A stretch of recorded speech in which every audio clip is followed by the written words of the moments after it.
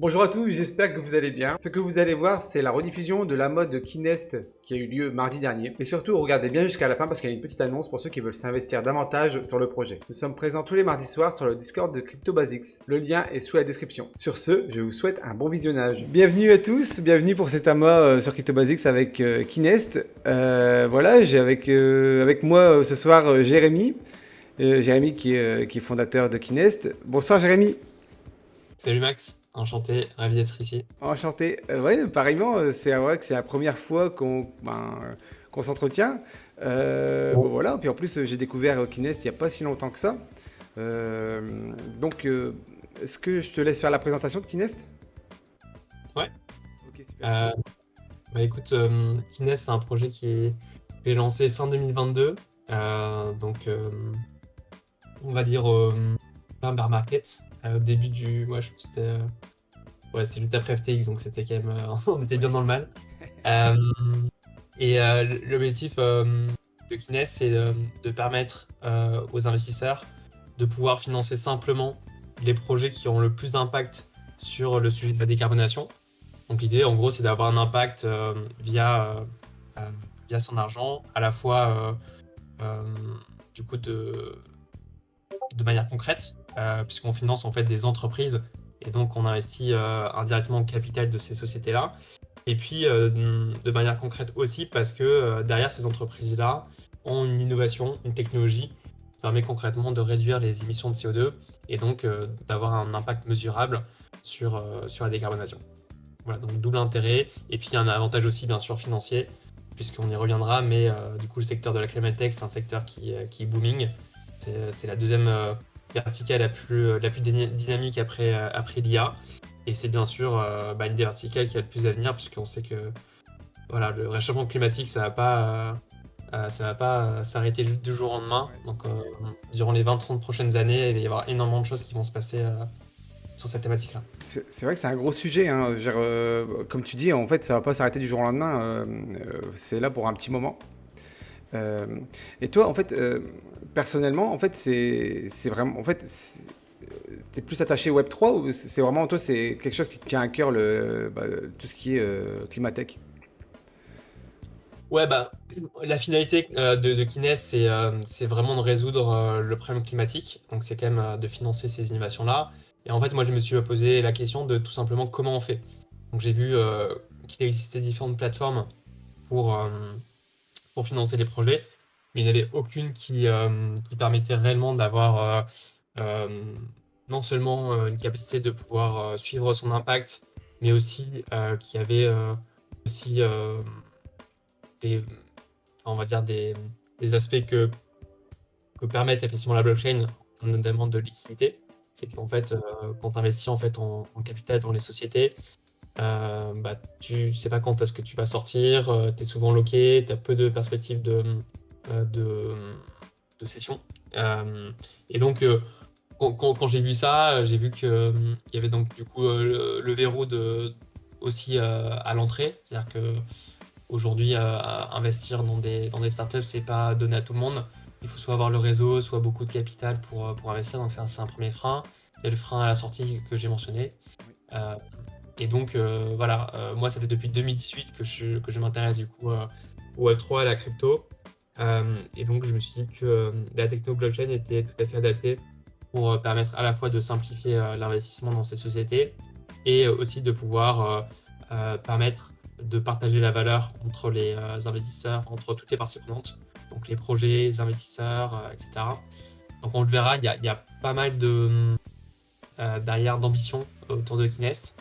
La première, c'est de financer les projets, mais on verra qu'il y a d'autres aussi, il y a d'autres projets qui sont dans les tuyaux, Ok. notamment avec le lancement de notre token de gouvernance, le KIN, mais aussi avec d'autres projets, donc on verra ça.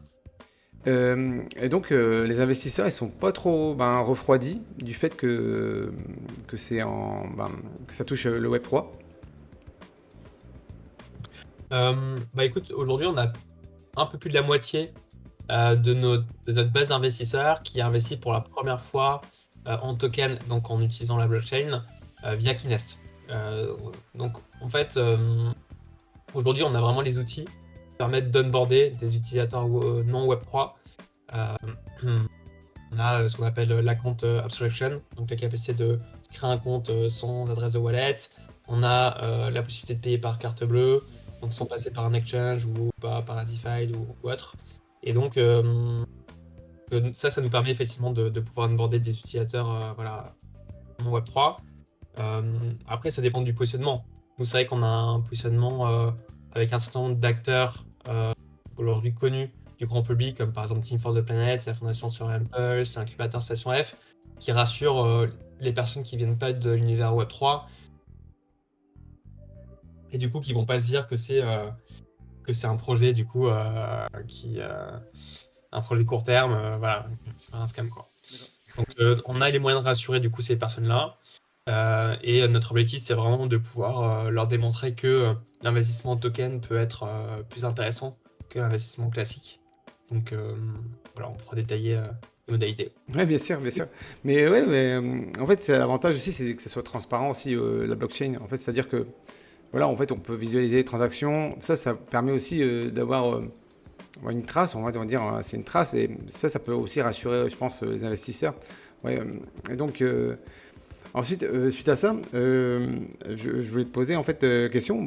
Ça, c'est une question basique, mais en fait, tu as dû expliquer à beaucoup de monde, les investisseurs en général, ils se sont formés eux-mêmes sur tout ce qui était NFT, comment ça fonctionnait, ou tu devais, t'as dû leur expliquer, ou enfin, il y a peut-être, je sais pas, comment on peut dire ça, mais est-ce qu'en fait, ils ont une facilité en fait à venir vers Kinest? Alors, pour l'instant, c'est vrai qu'on n'a pas fait énormément de pédagogie, on n'a pas eu tellement besoin parce que, comme j'ai dit, en fait, aujourd'hui, on a fluidifié le process d'investissement pour des utilisateurs Web 2. Donc, en fait, à la limite, ils voient presque pas, ils ont quasiment pas d'interaction en fait avec la blockchain. Il y a juste un moment où ils voient qu'il y a une transaction qui a été effectuée sur Polygon, mais c'est tout. Mais sinon, le reste, c'est connexion par email et c'est achat par carte bleue. Donc, il n'y a pas eu vraiment besoin de faire toute cette explication-là. On pense que pour toucher le grand public, ouais, au bout d'un moment, on va devoir faire un peu plus de pédagogie. Après, en fait, nous, on fait aussi exprès de pas être trop technique, en fait. D'accord. En fait, ce qui est intéressant, c'est de savoir, aujourd'hui, quand toi, tu passes par ta banque pour faire une transaction, Oui. bah, tu sais pas comment ça marche, en fait. La tuyauterie bancaire, tu la connais pas. Non, c'est vrai. Tout comme quand tu investis dans une plateforme de crowdfunding, je sais pas si c'est arrivé, mais Oui. savoir que derrière, tu as une ribambelle d'acteurs, tu as au moins une dizaine d'acteurs qui sont impliqués en intermédiaire pour te permettre d'investir dans une plateforme, tu le sais pas. Et tu n'as pas forcément besoin de le savoir.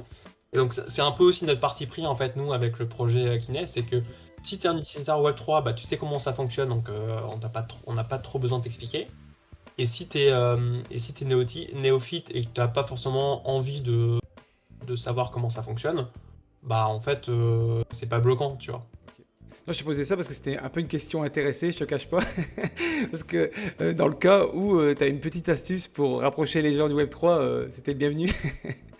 Ah oui. Mais je vois que vous, c'est vraiment une passerelle de transition. En fait, il y en a certains, ils appellent ça Web 2.5, c'est-à-dire ouais, tu as un pied dans le Web 3, mais tu gardes un peu cet aspect simplifié qu'est le Web 2, via la banque, tout ça, enfin, paiement par carte bancaire, etc. quoi. Non, mais ok. Moi je pense que l'avenir il est clairement dans le Web 2.5 si tu veux, parce qu'en fait on a vu aujourd'hui c'est hyper intéressant toutes les technos qui se développent, ok, mais ça reste en fait une niche en fait.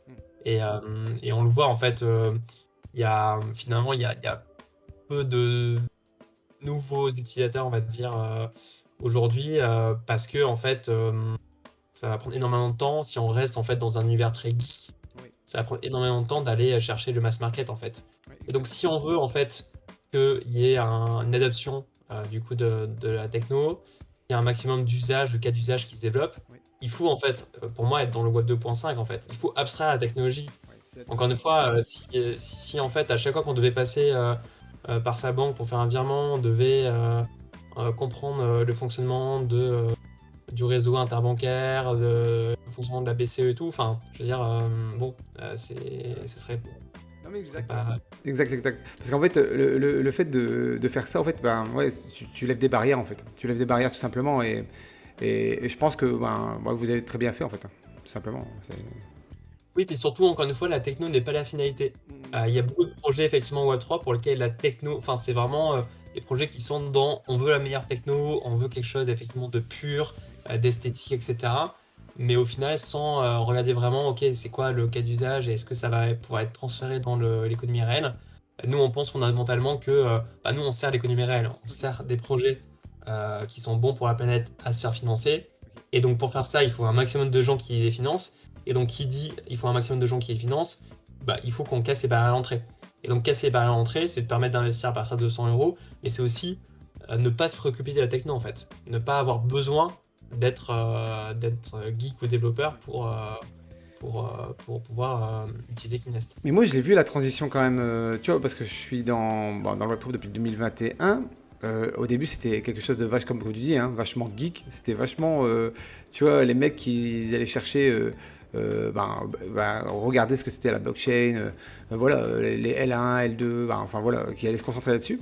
Et là, plus le temps passe, je crois que ça va être un peu la spécificité du prochain bull run pour moi. C'est-à-dire que, comme tu dis, la mass market qui va se rapprocher de plus en plus via notamment le Web 2.3, en fait, on va se rapprocher du Web 3, quoi. Et je trouve ça super intéressant parce qu'en fait, là, on va arriver vraiment dans un marché de masse. On va dire, il y a de plus en plus de monde qui va s'y intéresser, qui va comprendre les choses. Et ben, c'est maintenant qu'il faut y être, en fait, si tu veux. C'est être early, c'est un peu être early sur la mass market, quoi. Ouais, bah, c'est la tendance, ce que tu dis, c'est aussi la tendance du RWA, quoi, pour le Real World Asset, quoi. C'est cette idée de dire que il faut faire un pont entre, on va dire, le Web 2, le Web 3, entre du coup l'économie réelle et aujourd'hui un univers qui reste euh, pas forcément ouvert en fait enfin, sur notamment les différentes classes d'actifs. Et c'est un peu le mouvement qui a été généré via le lancement de l'ETF Bitcoin, quoi. C'est en fait l'institutionnalisation de la crypto, c'est le fait de faire rentrer des personnes qui, via leur retraite, etc., vont quelque part investir dans le Bitcoin via les ETF. Oui. Et donc faire rentrer des gens qui, pour l'instant, étaient exclus en fait de cet univers-là, Oui. parce qu'on a quelque part créé du coup une passerelle entre le monde financier et le monde crypto, quoi. Donc nous, c'est aussi ce qu'on veut faire. Encore une fois, pour nous, la blockchain, ça doit être au service de la finalité qui est de financer la transition, euh, parce que parce que ça a plein d'avantages.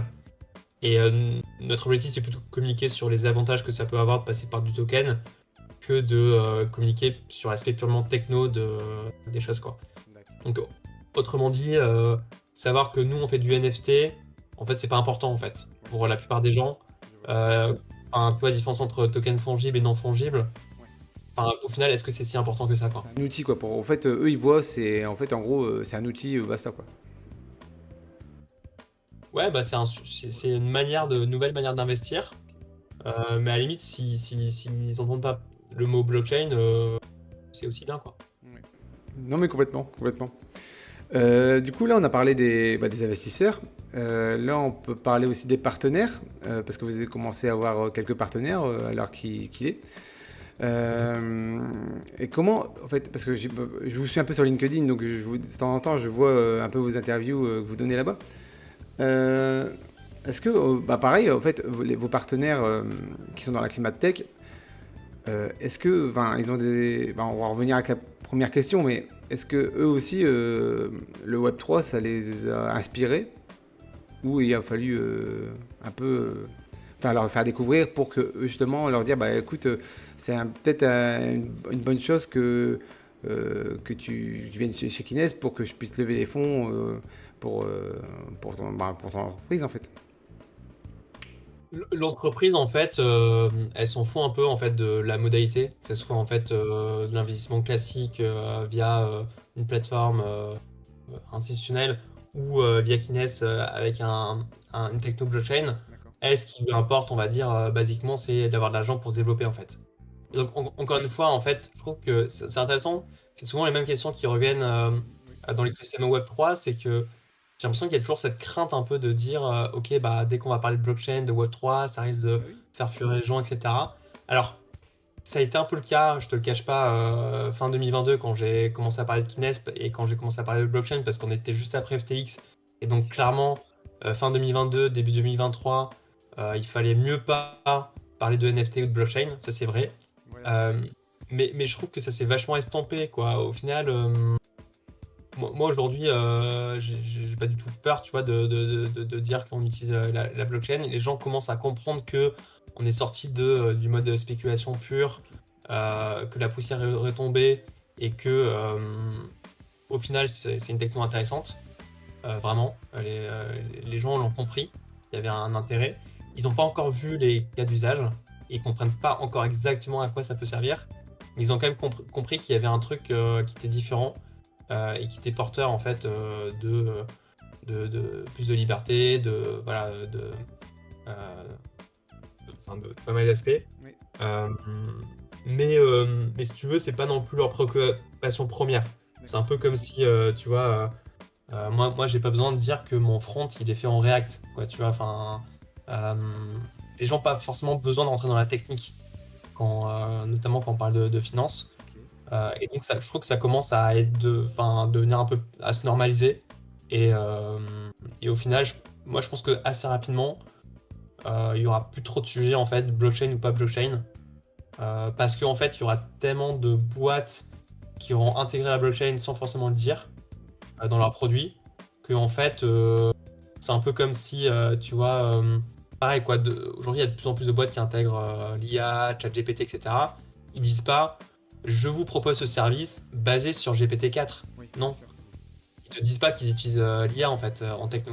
Ok. Et moi je pense que en fait demain et même c'est le cas un peu aujourd'hui, on dira pas forcément qu'on utilise la blockchain en techno en fait. Ok, ok. Non, parce que enfin, c'est intéressant ce que tu dis, parce que, voilà, comme tu disais au début, bah, moi j'ai mon prisme, tu vois, voilà, je vois les choses d'une telle façon, toi tu les vois en tant que CIO, et voilà, tu les vois d'une autre façon, et c'est vraiment intéressant de confronter les idées, parce que je pense que je suis pas le seul non plus à penser que, ben, en fait, voilà, d'avoir eu les questions que je t'ai posées, c'est-à-dire comment on voit le Web3 quand on est une plateforme comme Kinest. Donc voilà, c'est super intéressant. Bah, moi, dans mon cas, je trouve que c'est super intéressant de voir ces deux prismes en fait. Bah, en fait, moi, je viens de l'univers Web 2. J'ai monté deux boîtes avant dans le Web 2, on va dire. Et du coup, euh, je, je pense que en fait, je suis pas centré sur la techno, je suis centré sur ce qui intéresse mes utilisateurs, mes clients, Ok, qui est en fait, eux, c'est quoi leur intérêt, quoi. Et c'est quoi les cas d'usage autour. d'accord. Et je trouve qu'effectivement, on a été peut-être un peu trop, notamment enfin, ouais, peut-être on était peut-être un peu trop à vouloir justifier la techno blockchain, etc. Un peu au détriment de finalement c'est quoi les cas d'usage et en Ouais. quoi c'est supérieur par rapport à ce qui est fait. Jusqu'à présent, je trouve que c'était un peu difficile de justifier effectivement parfois pourquoi faire une transaction, on va dire, tu vois, entre guillemets, en utilisant la blockchain versus une transaction classique. D'accord. Et il y avait un peu cette dimension de devoir justifier pourquoi on utilise ces technos-là. Ok. Alors que si tu inverses un peu les choses et tu pars de l'intérêt que ça peut apporter et des cas d'usage pour les personnes qui l'utilisent, et que tu parles plus vraiment de techno, bah en fait ça passe beaucoup mieux. Ok. Ouais, ça marche. Non, ouais, ça marche, ça marche. Il y a plus les questions notamment moi j'ai plus du tout les questions de ah oui mais la blockchain ça pollue, etc. Ouais. En fait, quand les gens ils disent la blockchain ça pollue, c'est qu'en fait ils comparent par exemple une transaction effectuée dans la blockchain par rapport à une transaction bancaire classique. Exact. Et ceux qui prennent pas en compte tous les intermédiaires qu'il y a en fait, le fait que les banques elles prêtent aux industries fossiles, etc. Elles prennent pas en compte tout ça. Mm. Et donc c'est pour ça en fait quand tu sors de la partie purement, notamment voilà peut-être achat de crypto, échange, etc. Et tu vas vraiment sur des cas d'usage un peu plus concrets, tu sors un peu de ce débat-là, je trouve. Mais tu vois, ça peut aussi servir d'argument aussi ben, moi je trouve que, ben, comme tu dis, hein, moi je pense que la blockchain elle est propre. Ben, je veux dire, c'est un moyen plus propre que les banques parce que, comme tu dis, les banques autour, on prend en compte aussi les personnes qui travaillent dans les banques. Bah, désolé, hein, c'est anti-salarié, mais tant pis. En fait, c'est les gens qui se déplacent, ils prennent leur voiture. Ben, je veux dire, tu vois, au niveau, c'est pas très green en fait, les banques. Comme tu dis, après aussi, ils prêtent à des gens à des entreprises qui dégagent des énergies fossiles. Donc oui, ça peut être un argument de vente, un argument de vente, un argument pour mettre en valeur aussi Kinest, non? Ouais, ouais, complètement. Aujourd'hui, on n'a pas de difficulté en fait à expliquer. pourquoi c'est intéressant d'utiliser la blockchain, y compris du point de vue de la consommation énergétique. Euh, Alors qu'effectivement, il y a, je pense, encore un an et demi, dès qu'on parlait de blockchain, on disait non, mais c'est complètement incompatible en fait d'utiliser la blockchain et de faire un projet green, entre guillemets. Ouais. Alors que là, on a clairement les arguments, quoi. Bah, déjà, on n'est pas sur Bitcoin, donc voilà. On est sur Polygon voilà, enfin, dont les transactions sont encore moins coûteuse, on va dire, enfin moins énergivore C'est que vrai. Ethereum. Mhm. Voilà, donc on a déjà ces arguments-là depuis The Merge notamment. Ouais. Et en plus, on a appris les arguments de bah, si on veut vraiment comparer avec la finance traditionnelle, bah, mettons en place, enfin, faisons une comparaison avec tous les acteurs qui composent la finance traditionnelle, les intermédiaires, etc. Et le bilan carbone de toutes ces boîtes-là. Et effectivement, on se rend compte que c'est c'est plus intéressant de passer par la blockchain, ouais, c'est sûr. Ok. Ouais, ça marche, ça marche. Bon, je vais passer à une autre question. D'abord, je pense qu'on n'a pas fait le tour. Donc, il y a les membres de ton équipe ce soir. Yes, bon, on a des contributeurs là avec Chocoloco et Abscons du coup qui sont community heroes. Donc du coup merci à eux du coup d'être impliqués et notamment je crois que c'était à la base Chocoloco qui était en contact avec toi, il Ouais, me c'est semble. ça. C'est ça. Ouais, bah en fait, on se voit tous les semaines, bah, avec tous les amas, parce que c'est vrai que on touche un peu les mêmes projets, on va dire. Donc, non, ouais, voilà. Non, Choco, c'est pareil, c'est faire de lance de un peu tout le monde, j'ai l'impression, dans le Web 3 de proximité. Je ne sais pas l'appeler ça de proximité, mais d'un autre cercle commun. Euh, donc voilà. Non, ok, c'est cool. Ok. Donc, ensuite, bon, autre question. Donc, ça tombe bien, je suis là pour ça. Euh, Quels sont vos derniers projets? Bah, vos derniers, on va dire aussi, les derniers projets, je peux dire ça. Bah, les derniers projets avec lesquels Kinest travaille. Ouais, donc on a financé 3 projets et le dernier projet qui est encore en cours c'est de lever, c'est un projet qui permet d'éviter la pénurie qui est en cours sur le métier de la transition. D'accord. Aujourd'hui, ce qu'on voit pas forcément, c'est que faire une transition, ça suppose en fait de changer énormément de pratiques Oui. et donc créer de nouveaux métiers. Donc par exemple, tout ce qui va être installateur de panneaux photovoltaïques, pardon, installateur de pompes à chaleur, il y a le métier de la maintenance de bornes de recharge électrique. En fait, il y a énormément de métiers qui se créent aujourd'hui pour, bah, par exemple, passer à l'électrique au niveau des consommations, de la mobilité, etc. Oui. Et donc, aujourd'hui, on a déjà pas mal de métiers qui sont pénuriques, un peu comme la tech il y a 15 ans où bah, tout le monde voulait, enfin, bon, ça a toujours été un peu pénurique, où la tech a explosé, donc du coup, il fallait vite trouver des personnes à recruter. Donc là, c'est un peu ce qui se passe aujourd'hui au niveau de ce qu'on appelle les cols verts. Donc le jeu de mots est lié au col blanc enfin au col bleu et ensuite les cols blancs. Donc maintenant, on rentre dans la phase des cols verts, de tous ces métiers qui favorisent la transition. Et donc voilà, cette boîte permet de former du coup ces fameux cols verts et aussi d'aider les boîtes à les recruter. Donc c'est vraiment un chaînon hyper stratégique de la transition. Euh, Merci donc, Choco. Merci Choco pour les liens, c'est super. Merci, moi c'est cool. Non, ouais, Colbert, ouais, bah, j'avais vu sur LinkedIn votre interview. Je crois qu'il y avait une interview avec la team de Colbert et je trouvais ça super intéressant. Ouais. Bah, c'est vrai qu'en fait, moi je pense qu'on est au niveau industriel, je pense qu'on est dans un glissement aussi. Alors là, c'est hors crypto, hors Web3, mais je pense il y a un glissement, c'est-à-dire qu'il y a des métiers qui vont, via la robotique, je pense notamment, tous les métiers un peu de chaîne qui vont disparaître. Mais aussi, d'un autre côté, il y aura des métiers, comme tu le dis, hein, qui vont se créer, notamment dans tout ce qui est vert. Donc, admettons, pour installer une borne électrique, les robots, je pense que pour l'instant, c'est pas ce qu'il va faire. C'est rare de mieux à faire, quoi. Mais voilà, je pense qu'il y a vraiment une transition industrielle. Mais je pense que ça a déjà existé à l'époque, dans une époque, à l'époque de l'industrialisation, l'automatisme, au début de l'automatisme. Et là, je trouve on replonge dans une époque assez similaire. Je sais pas ce que t'en penses, toi.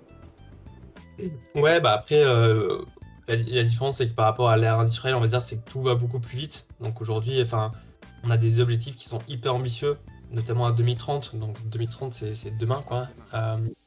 En termes de passage à l'électrique. Enfin, en 2035, c'est l'arrêt des moteurs thermiques, toutes les voitures seront électriques. Donc ça suppose énormément en fait de changements, en fait, de paradigme par rapport à ce qu'on a connu. Euh, alors oui, après il y a la robotisation qui va venir, mais en fait, pareil, les robots, effectivement, ils vont pas fonctionner tout seuls, donc il y aura toujours besoin d'humains. Du coup, moi, je crois pas en fait à la théorie qui dit que en- avec l'IA, les robots et tout, il y aura plus d'emplois. Je pense qu'en fait, il y a eu, enfin, à chaque nouvelle technologie, en fait, on se dit ah, mais en fait, on va perdre tous les emplois, mais en fait, non, on se rend compte que je crois qu'il y a des nouveaux emplois qui sont générés. Et donc, je crois au contraire que c'est vraiment porteur de beaucoup d'opportunités, notamment toute la transition, et qu'il y aura énormément effectivement de nouveaux jobs qui vont être créés. Donc pour ça, il faut des formations, et il faut permettre du coup, il faut une plateforme de recrutement pour permettre de faire matcher en fait l'offre et la demande de main d'œuvre sur l'école vert. Ouais, ouais, c'est ça en fait. J'espère qu'en fait qu'on va prendre en compte aussi euh, tout ce qui est green hein, pour cette transition parce que souvent le progrès aussi, ça, en fait, quand c'est mal maîtrisé, ça pollue. Hein. Ça, c'est logique ou pas. Non, pour moi, je trouve que c'est pas logique. Euh, Ah, tu fais peut-être référence à l'IA, par exemple. C'est sûr qu'aujourd'hui, on se rend compte que l'IA, typiquement, ça consomme énormément. Une requête sur GPT-4, c'est 60 fois plus énergivore qu'une requête sur Google. Et donc, effectivement, il y a un peu cette crainte aussi qui est de dire que bah, on innove, effectivement, on réduit pas forcément les consommations. On crée des nouveaux besoins et donc, du coup, potentiellement des nouvelles consommations. Et donc, c'est sûr que en fait, pour y arriver, il faut un mix de innovation, mais aussi de sobriété. En fait, l'innovation doit pas en fait prendre complètement le pas sur la sobriété. Je te donne un autre exemple, c'est le deuxième projet qu'on a financé, c'est une boîte qui permet de faciliter l'accès au solaire, donc pour les particuliers, donc qui permettent en fait en gros aux particuliers d'avoir accès à des panneaux solaires sans avancer l'argent via un abonnement. Et en fait, le risque, par exemple, tu vois, des panneaux solaires, c'est de se dire, ok, bah, comme je produis ma propre électricité, bah, du coup, je vais consommer plus. Et donc, je vais pas faire attention à réduire mes consommations. Et ce qui est intéressant avec, merci, du coup, ouais, merci. Chocoloco, par rapport au lien sur donc, Zillow Énergie, bah, en fait, eux, leur modèle, au-delà du fait de s'abonner à ces panneaux solaires, c'est qu'ils t'aident en fait, à justement optimiser tes consommations. Donc, en gros, les réduire et optimiser le moment où tu vas pouvoir auto-consommer, c'est-à-dire consommer de l'énergie que tu as toi-même produit. Et donc, l'idée de passer en fait d'un modèle où juste installes tes panneaux et ensuite, limite, tu vas augmenter tes consommations, ce qu'on appelle les référents. Ok. Bah là, on passe à un modèle où en fait, on associe aussi de la sobriété, dans le sens où on va aussi aider, eux en tout cas Zillow, ils aident aussi les particuliers à optimiser en fait leur consommation. Et Alors, donc ça, c'est là en fait on va... Et c'est comme on le voit avec l'IA, c'est qu'aujourd'hui, il commence à y avoir des cas d'usage d'IA sobre, justement. On va, plutôt que mettre en place des énormes du GPT-4 pour des simples requêtes toutes basiques. On va mettre une IA en fait sur un use case très précis, ce qui va être beaucoup moins énergivore en termes de data. ouais. Et donc, ce qui est intéressant, c'est qu'en fait, plus ça va, plus on se rend compte qu'il faut faire gaffe à ce sujet un peu de la sobriété. Sinon, ça fait à peine un an que voilà qu'on parle vraiment d'IA, etc. Et d'ores et déjà, il y a déjà des cas d'usage sur la sobriété autour de l'IA. Chose qu'on n'avait pas en fait sur les précédentes innovations où on mettait beaucoup plus de temps à se rendre compte que finalement on avait augmenté les consommations plutôt que les réduire quoi. Ouais. Ouais, tout à fait. Ceux qui regardent la vidéo, n'hésitez pas à aller jeter un œil sur les liens, parce qu'en fait, moi j'y suis allé et c'est vraiment, c'est très bien expliqué. Et voilà, on voit vraiment l'intérêt, on voit vraiment la finalité en fait. On voit vraiment la finalité sur ce site. Donc voilà, je vous encourage vraiment à y aller, surtout. Et après, voilà, c'est toujours bien dans un projet comme dans n'importe quel projet Web3 d'aller diguer un peu ce qui se passe notamment chez Kinest. Et voilà, là, vous avez tout, vous avez tout là. Je mettrai aussi en dessous, comme tout à l'heure, je l'avais dit, en dessous de la description. Vous avez qu'à cliquer et comme ça, vous verrez les liens. Voilà. Euh, Après, on va revenir un peu sur Web3. Comment ça s'est passé parce que vous avez fait des mints de NFT. Vous avez fait créé des collections NFT pour investir. Comment s'est passé le mint? Est-ce que ça a été quelque chose de compliqué de trouver les gens euh, qui investissent? Il me semble que vous avez fait sold out, il me semble, sur les projets. Ouais, Donc, est-ce que ça s'est bien passé? Je veux dire, après, au niveau des temps de mine, de sold out, est-ce que c'était quelque chose d'assez rapide ou ça a mis un peu de temps avant de vendre tous vos NFT en fait, tout simplement? on a mis sur le premier projet, on a mis une dizaine de jours. On n'est pas clairement sur des périodes de temps un peu comme qu'on peut observer dans certains projets Web3. On a des sold out en quelques heures. D'accord. Parce qu'en fait, comme nous, on s'adresse aussi à des investisseurs Web2, eux, en fait, leur temps de prise de décision est plus lent. Ils ont plutôt l'habitude, en fait, de prendre plusieurs jours, en fait, voire plusieurs semaines pour investir. Et donc, même 10 jours, tu vois, pour eux, ça paraissait super court. On D'accord. a pas mal de gens qui nous ont dit, en fait, ah, mais c'est déjà fermé. Les mecs se sont réveillés, tu vois, 3 semaines après, tu vois. Parce que généralement, quand tu vas sur les plateformes de crowdfunding, souvent les levées de fonds, c'est sur 2 ou 3 mois. Donc voilà, donc nous on est un peu entre une levée de fonds, on va dire Web3 qui peut se faire sur quelques heures ou quelques jours max, et une levée de fonds en crowdfunding qui peut sur plusieurs mois. Donc on est sur l'ordre de quelques semaines, en Ouais, c'est un gros. peu décorrélé quand même le Web3 par rapport. Je veux dire, on n'est pas sur la collection NFT qu'on a connue lors du. Là, on connaît un peu moins parce que c'est un peu moins. Ça prolifère un peu moins, mais les collections NFT basiques qu'on reconnaît dans le Web3, on voit que là, c'était le sold out en quelques minutes, et là, on voit que c'est des gens, en fait, aussi, on peut se dire, hein, là, on va pas se cacher, c'est un peu plus sérieux aussi, hein, il y a vraiment un enjeu derrière, donc on voit que c'est En pas, fait, on ça joue vient pas, vachement mieux. ouais, en fait, on n'a pas les mêmes philosophies, quoi. C'est un peu le travers, en fait, de ce qu'on a vu en 2020-2021. C'est justement, on jouait tellement sur le FOMO que les gens, en fait, ils achetaient n'importe quoi sans Exactement. regarder, juste parce qu'il y avait le FOMO à fond et qu'il fallait acheter le plus vite possible pour être sûr de pouvoir minter. Je te Et rejoins. en fait, on s'est retrouvé du coup avec 99% des collections NFT qui sont pétées à la gueule parce que c'est basé que sur la fame. Mm. Et dès qu'il n'y avait plus de fame, il n'y avait plus rien, quoi. Il n'y avait plus de valeur. Nous, c'est vraiment différent. Ce qu'il faut comprendre, c'est que quand tu investis en token dans des projets comme Zillow ou Colver, en fait, tu investis dans la boîte. C'est-à-dire que nous, en fait, on acquiert Oui, les parts de la société. Et donc, en fait, la valeur du token, elle est corrélée à la valeur de la boîte. d'accord. Et donc, c'est normal que les gens, du coup, prennent plus de temps pour investir parce qu'en fait, ils se renseignent sur la boîte. Donc, ils participent aux interviews qu'on fait avec les fondateurs, ils vont sur le site, ils regardent le business plan, ils regardent le investor Dig un peu. deck, je veux dire, voilà. Et donc, au final, nous, ça nous va très bien, en fait. Et on veut surtout pas, en fait, que du coup, on se retrouve demain avec des projets qui soient sold out en 1 heure, parce qu'en fait, ça voudrait dire qu'entre-temps, il y a plein de gens qui sont venus peut-être pour la spéculation. Ouais, d'accord. Euh, Je et vois. c'est pas non plus ce qu'on veut. Euh, on veut qu'il y ait un marché secondaire et on veut qu'il y ait de la liquidité.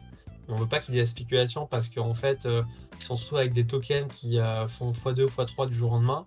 La prime C'est-à-dire qu'en fait, rachète. la valeur du token est complètement décorrélée avec la valeur de la boîte. Exact. Et donc, au contraire, tu vois, ça va être risqué.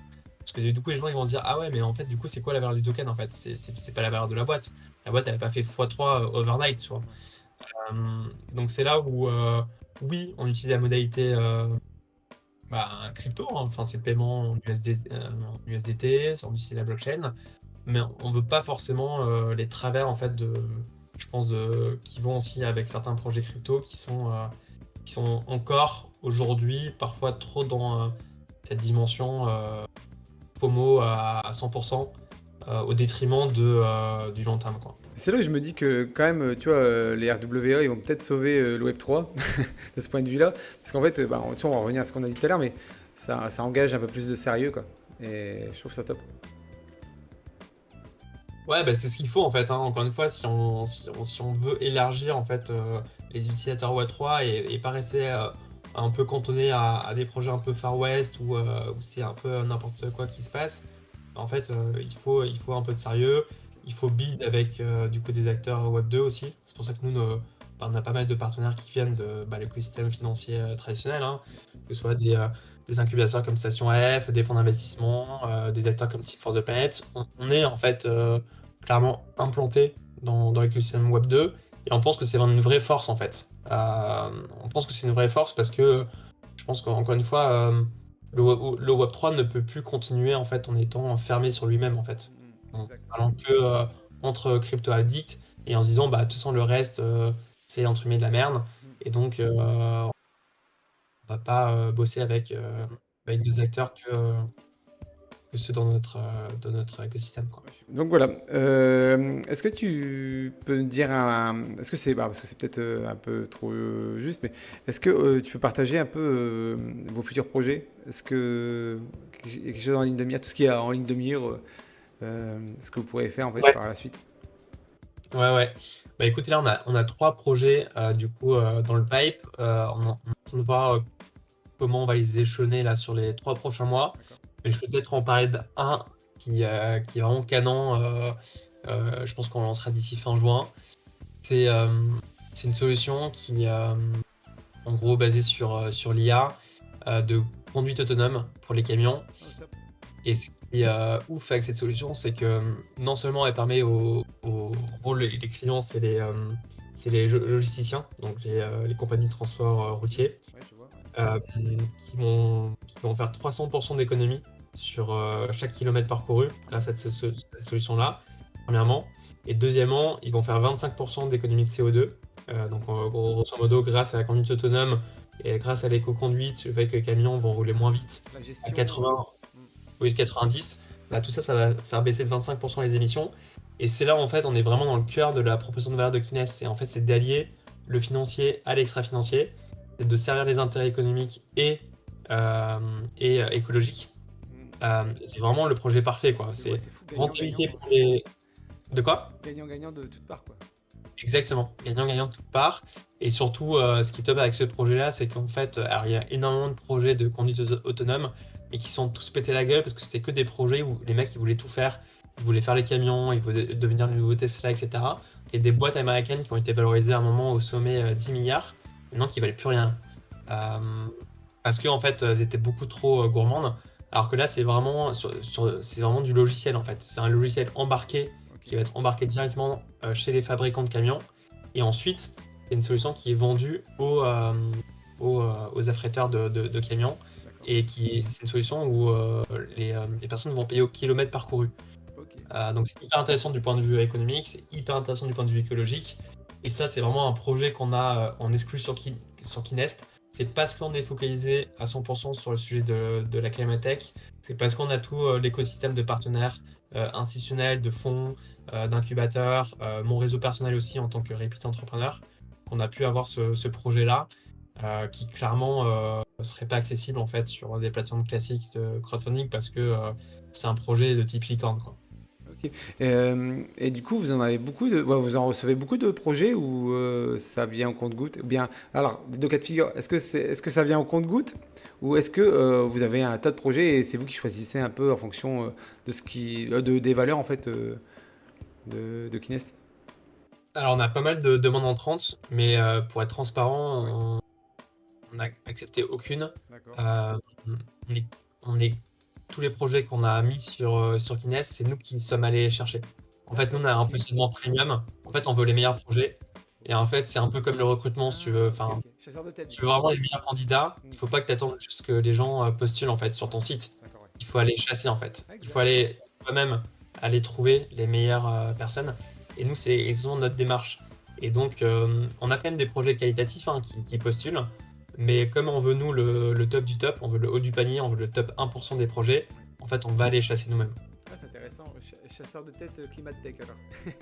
Exactement. C'est sympa. Et ça, c'est notamment grâce aux différents partenaires. On n'y va pas tout seul, hein, on chasse en meute. Mais c'est bien parce qu'en fait, dans tout projet, hein, ce qui prévaut, c'est la qualité. Et donc, vous êtes complètement dedans, quoi. Bah, aujourd'hui, et j'ai fait un post LinkedIn ce matin, tu l'as peut-être vu, mais en fait, ça fait 10 ans que ça existe le crowdfunding Oui.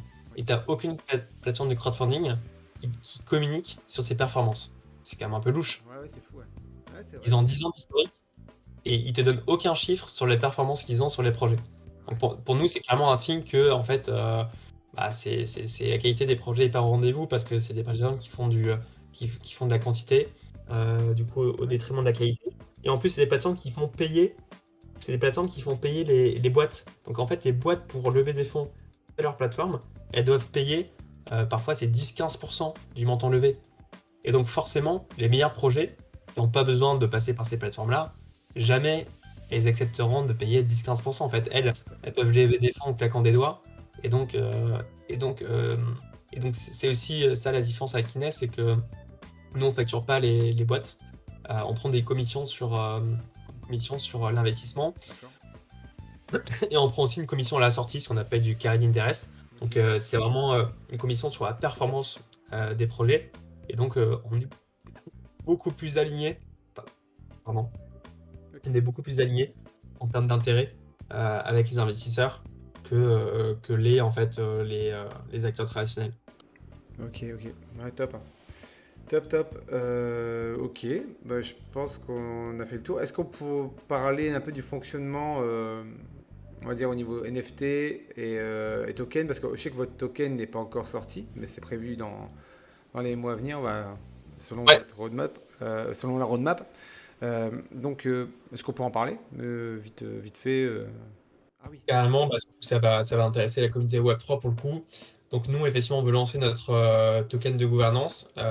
Ce qu'il faut savoir, c'est qu'aujourd'hui, donc Kines est structuré sous forme d'association. Et donc on a mis tout en place pour avoir une gouvernance décentralisée. Et donc demain, une fois qu'on aura lancé le token, du coup ça deviendra une DAO. Et donc du coup une bonne partie des décisions pourront être prises grâce au token KIN. Mais l'intérêt aussi, c'est que le token KIN n'est pas simplement un token de gouvernance, c'est aussi un token qui aura de la valeur. Et donc la tokenomics, c'est assez simple à comprendre. C'est qu'en fait, nous, une partie des frais de transaction qu'on prélève à l'entrée sur l'émission de token et à la sortie sur la performance des projets, en fait, on va l'utiliser. Donc ça va être réinjecté dans la trésorerie de la DAO et ça va être utilisé pour faire du buyback de token, pour acheter en fait la supply de token KIN, Ok. ce qui va nous permettre de soutenir en fait sur le long terme le cours du KIN qui va s'apprécier progressivement. Alors clairement, on ne promet pas enfin, notre but, c'est pas de promettre en fait des x10 et des x100. On est plutôt sur une appréciation de l'ordre de 15-20% annuel, ce qui est déjà plutôt correct. Et aussi l'avantage, c'est que ce token KIN, il va aussi être distribué aux détenteurs de NFT projets. Donc quand tu as investi dans un projet comme Colver, comme Zillow Energy par exemple, tu recevras, tant que tu détiens ce token-là, des tokens KIN chaque année, un peu sous forme de dividendes. D'accord, ok. Et donc c'est là en fait où tiens, on a un retour de Léo, intéressé, faudrait C'est bien, qu'on c'est se bien. parle avec. On a des questions. Yes. Mais du coup, l'idée c'est vraiment d'incentiver aussi sur le long terme du coup les holders de NFT qui s'y trouvent un intérêt à la fois parce que le projet qu'ils ont financé va se développer et donc la valorisation du token va s'accroître, mais aussi parce qu'ils vont recevoir régulièrement des rewards grâce au token KIN. Force à vous, force à Kinest. Yes, merci beaucoup Max. Et voilà, Merci à tous. voilà. Merci à tous. Je vous souhaite une bonne soirée. Ciao, ciao. Petite intervention. Vous croyez que c'était fini, mais c'est pas encore fini. Choco a une annonce à faire. Oui, voilà, si vous voulez rejoindre notre Zilli et si vous avez l'esprit de compétition, rejoignez-nous. Il y aura des airdrops de token kin à récupérer. Voilà. Voilà. En fait, c'est ici. Je crois que vous avez vu passer le Zili qui se trouve ici. Là, je le montre. Et ça sera pareil en dessous de la description. Merci Choco, merci d'être intervenu et on se dit à bientôt. Ciao, ciao. À bientôt.